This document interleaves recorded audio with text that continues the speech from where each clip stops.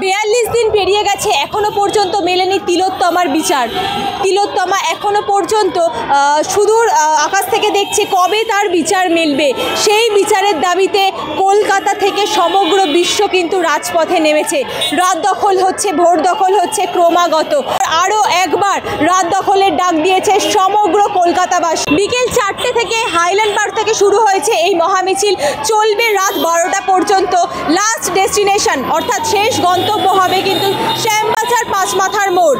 সমগ্র কলকাতাবাসীর হাতে মশাল, সেই মশালের আলোয় সমস্ত অসুররা যারা আমাদের তিলোত্তমাকে কুড়ে কুড়ে খাচ্ছে, সেই তিলোত্তমার বিনাশ হবে এই মশালের আলোতে।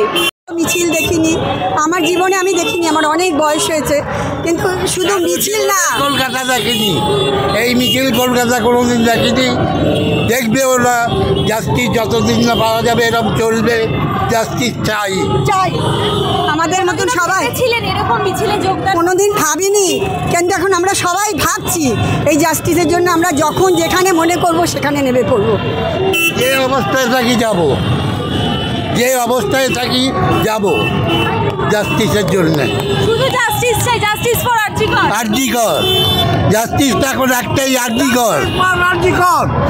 Justice for RG Kar, justice for RG Kar, justice এই যে মশাল মিছিলে এত লোকের সঙ্গে যোগদান করলেন, কেমন লাগছে? খুব ভালো লাগছে, নিজেকে ঠিক রাখতে পারছি না যে এখনও এত শ্বাসকষ্ট হচ্ছে আমার।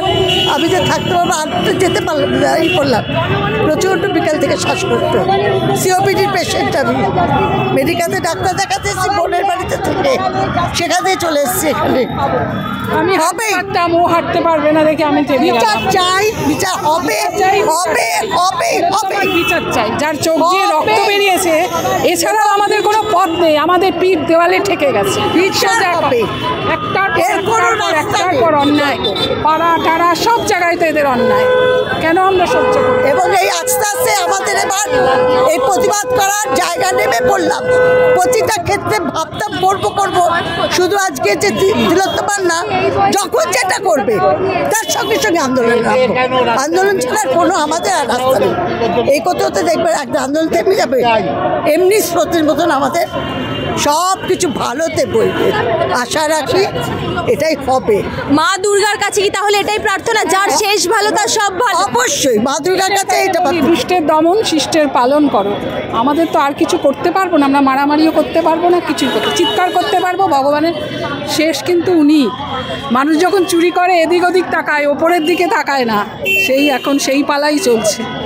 আবাল বৃদ্ধ বনিতা প্রায় সকলেই আজ কিন্তু রাস্তায় নেমেছে। বয়স 80, ঠিক করে হাঁটতে চলতে পারে না, স্ক্র্যাচ নিয়ে হাঁটছে। তারাও কিন্তু নেমেছেন আজ তিলোত্তমার বিচারের দাবিতে। আবার মেডিকায় ডাক্তার দেখাতে এসছেন, ভীষণ শ্বাসকষ্ট, কথাও ঠিক করে বলতে পারছেন না। তারাও কিন্তু এসছেন আজ তিলোত্তমার দাবিতে। সকলের পিঠ ঠেকে গেছে দেওয়ালে, এমনটাই তারা বলছেন। তাই বিচারের আশায়, দেবী দুর্গা আসার আগে তারা বিচার চায়, মা দুর্গার কাছে তারা বিচার চায়। ক্যামেরায় অরিজিৎ ঘোষের সাথে পূজিতা দে, এসএস মিডিয়া।